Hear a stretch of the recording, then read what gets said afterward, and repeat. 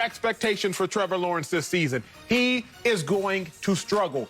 It's not just on Trevor Lawrence, but remember, it is hard to be greater than your environment. We know how bad the Jaguars have been the last decade, outside of one flash-in-the-pan year in 2017 where they stumbled miraculously into an AFC championship game. But y'all know what they say, even a blind squirrel finds a nut every now and then. I don't think Trevor Lawrence is going to have great success this season because they don't have a lot of help. He doesn't have no 1,000-yard receivers. Marvin Jones is probably his best receiver at 30, 31 years of age. I get it. DJ Chark is coming along. Laviska Shenault is a baller. But now is not the time for Trevor Lawrence. Give him a year or two, and then he's going to take off. But, Sam, what are your expectations for Trevor Lawrence? Well, Emmanuel, the bar is low, so my expectations for him are high. you love track. You're a track guy. You feel like you're sprinter. You do your track thing. You've been to track meets. You see you got the high jumpers doing their thing. But when the bar is that low, it's easy to go over. It's like a warm-up. And so this season for Trevor Lawrence in a lot of ways is going to be like a warm-up. Yes, he was dominant in college. And yes, I understand that Jacksonville does not have a lot of weapons, but the bar is extremely low. Another way to think of it, think about it as low-hanging fruit. So the apples, the oranges, they just right here. He didn't have to reach up so high. And so he's gonna have great success. I would say give him a winning season. They're not gonna go to the playoffs or anything, but man, it's a super low bar. Winning season. Winning bold season. Bold speak. All right, let's move on to the second quarterback that came off the board, Zach Wilson. Now, if you thought it was gonna be bad for Trevor Lawrence, Zach Wilson, I must be honest, it will be rough for you. Y'all gotta think about this. Not only do the Jets not have a 1,000-yard receiver, they don't have a 1,000-yard running back. What's the quarterback's best friend besides an offensive line? A running game. But the difference is this. Hey, Zach Wilson, you playing in the Big Apple, big dog. Trevor Lawrence can win 5 games, and nobody's gonna know. But if you win 5 games, we all gonna talk about it. Probably gonna lead the show with it, honestly. I think Zach Wilson struggles because his expectations are just as high as Trevor Lawrence's. Not because he was a #1 pick, but because he came out of BYU. So in theory, he was probably overdrafted. But are you gonna be overdrafted and underdeliver? That is bad news. Bucky Brooks, what's your expectations for Zach Wilson this season?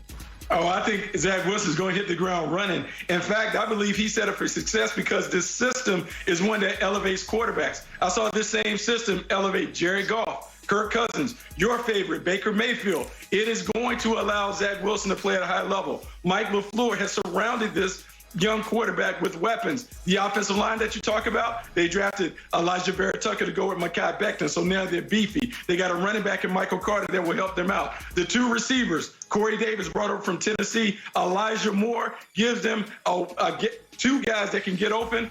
Yeah, it's Broadway, it's a big stage, but I think he embraces the lights on Broadway. Zach Wilson plays well right out the gate. He's a runner, he's a track star. I don't see it, but I like it.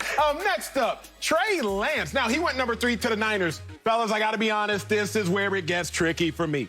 Trey Lance will ball when Trey Lance plays. The question is, when will Trey Lance play? The reason he gonna ball is because he has a quarterback's second best friend, I guess, besides a running game. He got George Kittle, an outlet at tight end. He also has an explosive runner at the running back position, Raheem Mostert. But beyond all that, he got Kyle Shanahan. And if you are a competent quarterback under Kyle Shanahan, the operative word being competent, if you are a competent quarterback under Kyle Shanahan, you always ball, whether Matt Schaub, Robert Griffin, Matt Ryan, Jimmy G, and soon-to-be Trey Lance. So Trey Lance will ball. I just don't know when he's going to get on the field. Sam, what are your expectations for Lance? Oh, he's absolutely going to ball, but he's absolutely going to sit this season. I remember last year, or actually 2-3 years ago, when Pat Mahomes had just got drafted and he was finishing up his first year. He just played 1 game, and I was at the NFLPA Collegiate Bowl sitting with him, and I didn't know too much about him. He just had a 1-game sample size. But this dude was dialed in. He had sat a whole season, ready to thrive. I know we're a season before that, where you're going to see Trey Lance on the bench, watching, dialed in, ready to go when his number is called. We saw what Kyle Shanahan did with RG3 back in 2012. Dominant season. You're going to see the same thing. It just might take 1 extra year.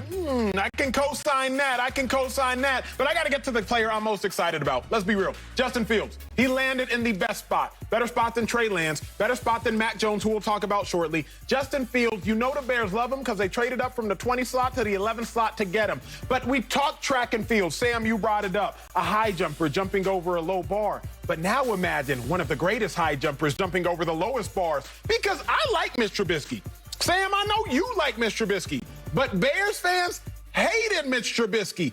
So Justin Fields, you don't have to do anything but come in and be greater than the person everybody disdained. Imagine how easy that is to do. Plus, you and I have the same suit guy. Shout out to my guy Soto & Co. He keep you laced. So when I look at it, Justin Fields is going to go out there and he is going to ball because they have a receiver in Allen Robinson. They have a 1,000-yard running back in David Montgomery. They have another gadget running back in Tariq Cohen. And I actually like Matt Nagy, the quarterback, the head coach. He's been looking for his quarterback in Patrick Mahomes, who he was coordinating over in KC. He's found his Patrick Mahomes want to be in Justin Fields. Bucky, what are your expectations for Fields this season? Oh, I'm with you. I think the expectations should be high for Justin Fields. I expect him to play and play early.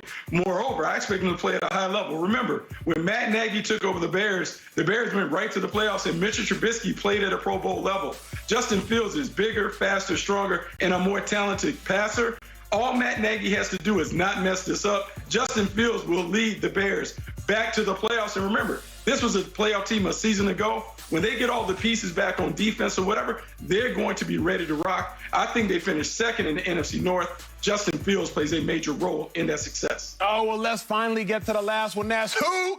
Mac Jones, 2-8-1-3. I'm not going there. Y'all not from Houston. Y'all won't get it.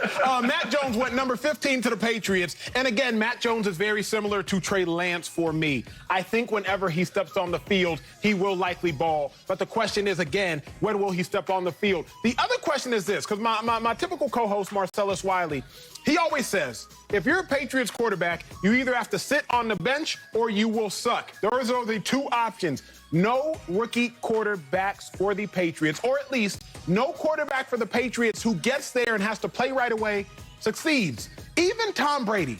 Yes, they were 11-3 under Tom Brady, but he had 18 touchdowns and 12 interceptions. So I do think when Mac Jones plays, the Patriots will play well because their defense, because of their head coach. So Mac Jones will look good. But even if and when he plays, I'm not sure how well he will play, because if you're playing your first year, to quote the great philosopher Marcellus Wiley, as a Patriot, you either sit or you suck. And for once, I'll say Marcellus is right on that take. But Sam, what are your expectations for Mac Jones this season? Oh, Mac Jones is going to sit.